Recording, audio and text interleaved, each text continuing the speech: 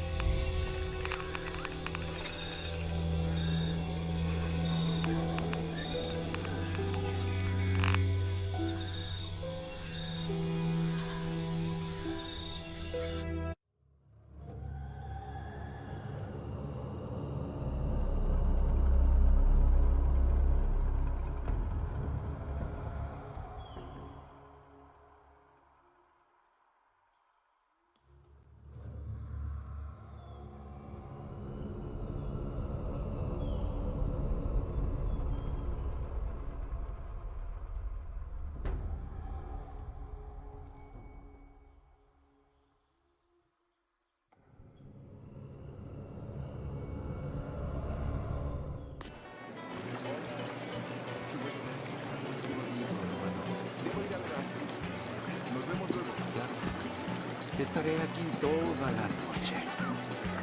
¡Hey! ¡Cuidado, niños!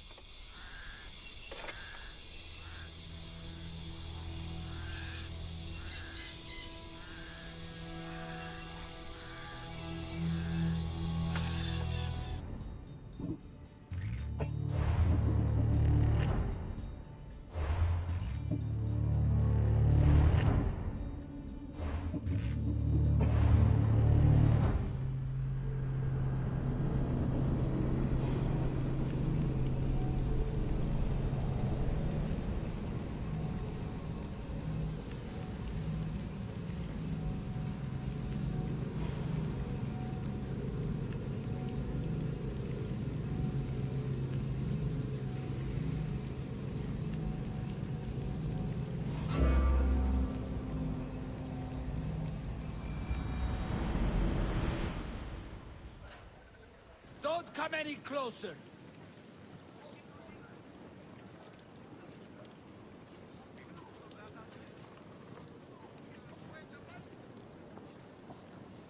Looking for trouble, are you?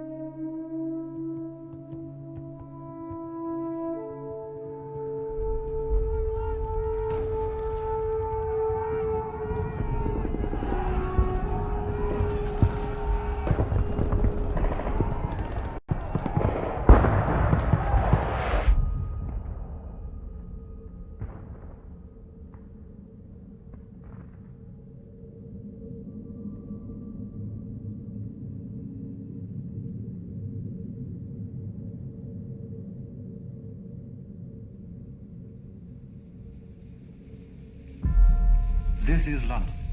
You will now hear a statement by the Prime Minister. I am speaking to you from the Cabinet Room at 10 Downing Street. This morning, the British ambassador in Berlin handed the German government a final note. I have to tell you now, this country is at war with Germany. My father asked me if I was truly ready to go to war. He told me that the good soldier kills without thinking of his enemy as a human being. In the moment he sees him as a fellow man, he's no longer a good soldier. And I was a good soldier. God help me.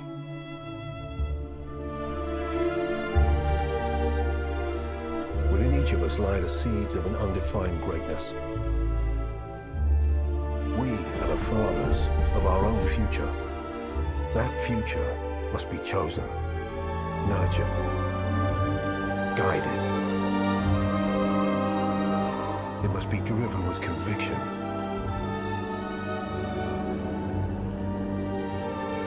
Lest our lesser natures let it stray into shadow.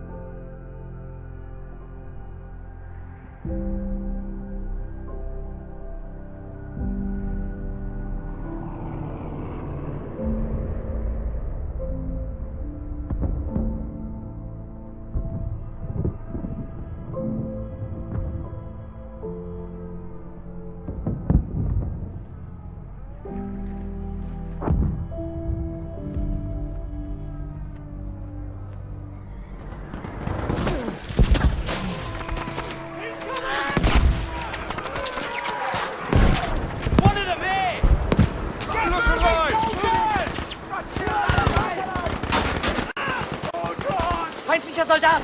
Da drüben!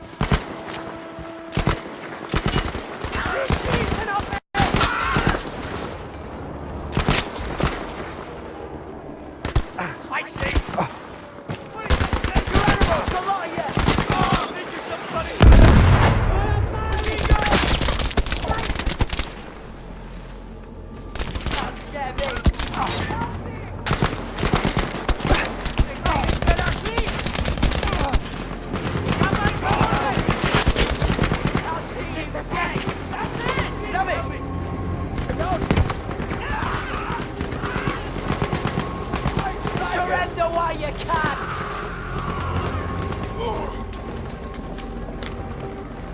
Need to push on! Up and over!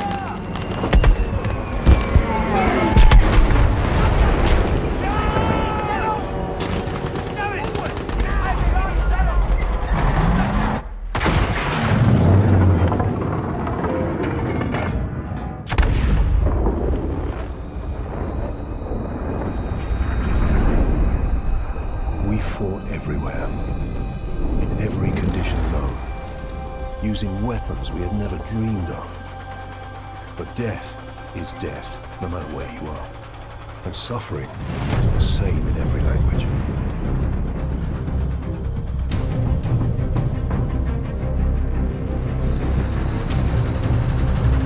Vorwärts!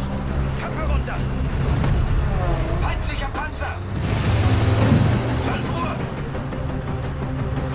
Formation halten! Feuer! Feuer!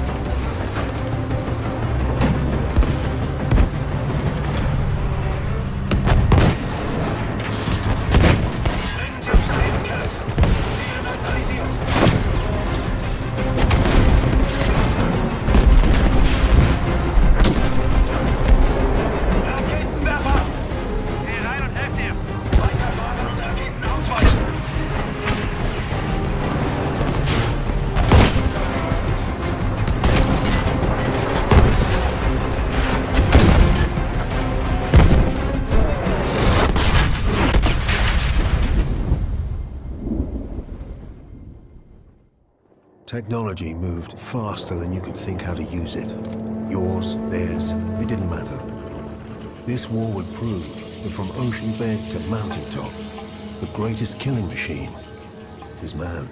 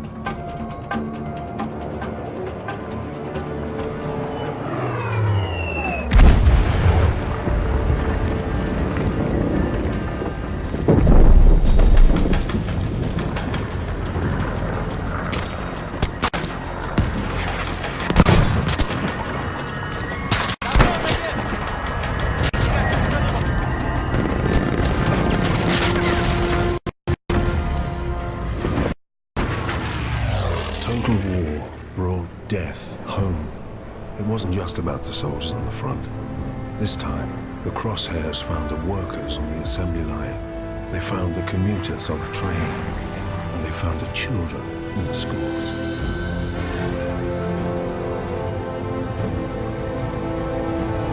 Nähern uns jetzt den Bomber. Haltet euch bereit.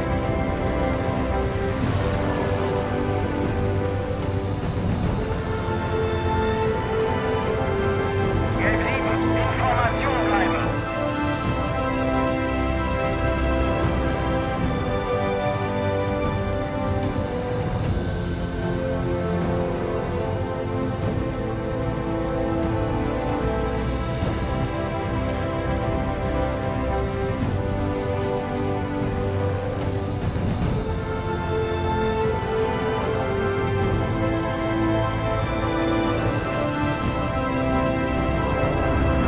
Ich habe hier einen Bomber.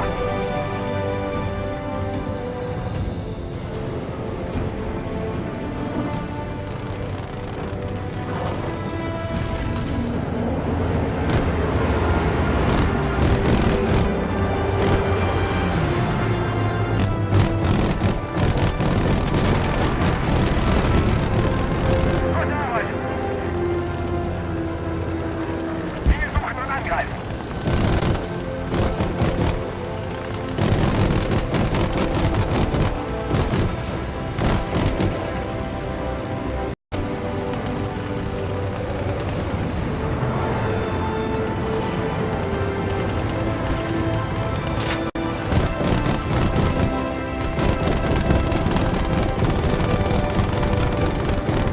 Du hast ihn erwischt.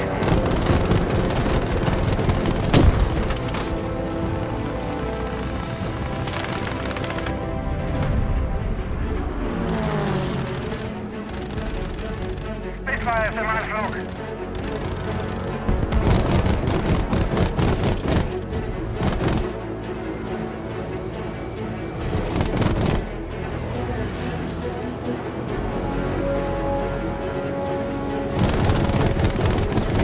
Einer von denen ist direkt hinter mir. Gute Arbeit. Er schmiert ab.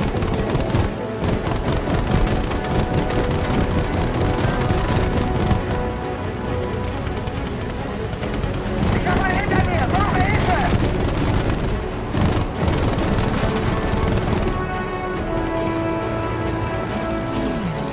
Ich habe den Jäger im Nacken.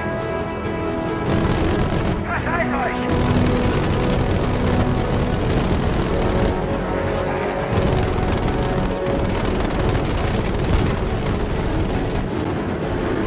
Jetzt los. Jäger auf 6 Uhr. Brauche Hilfe. Genau, hinter dir. Airmen, infantry, volunteers, conscripts, them and us. It didn't matter where the danger came from. The threat of death unified everyone. Victory meant staying alive.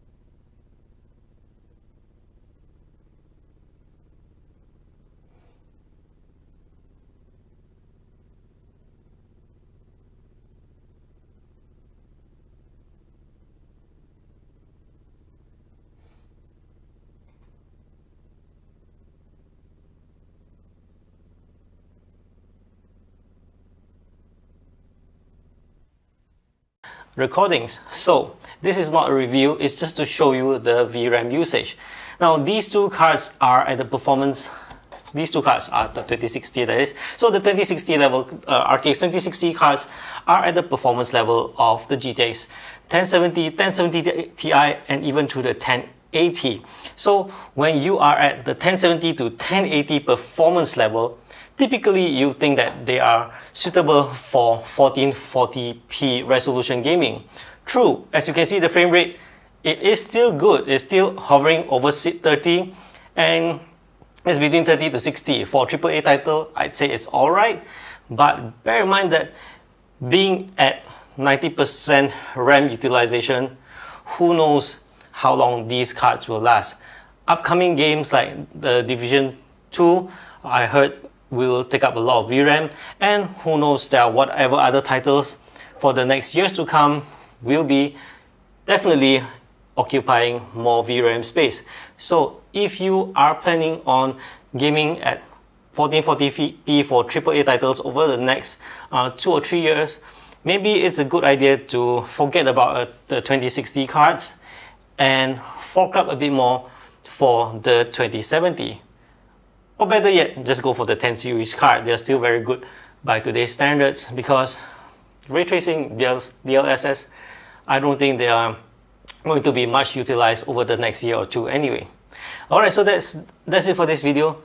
Do let me hear your thoughts about the RTX 2060 card and having the 6 gigs of VRAM. Oh, and speaking of which, one last thing to highlight. I just forgot about it for a bit. The RTX 2060 cards do not support multi-card configuration, while the 1070, 1070 Ti and 1080 do. Bear in mind that. So in case you have a system that can support that, who knows, you want to go direction for games that could take advantage of multi-GPU configuration. Alright, so that's it for this video. As I mentioned earlier, do leave your thoughts, your comments down below, and if you haven't subscribed to this channel, please do so. Thank you for watching and bye bye. See you in the next one.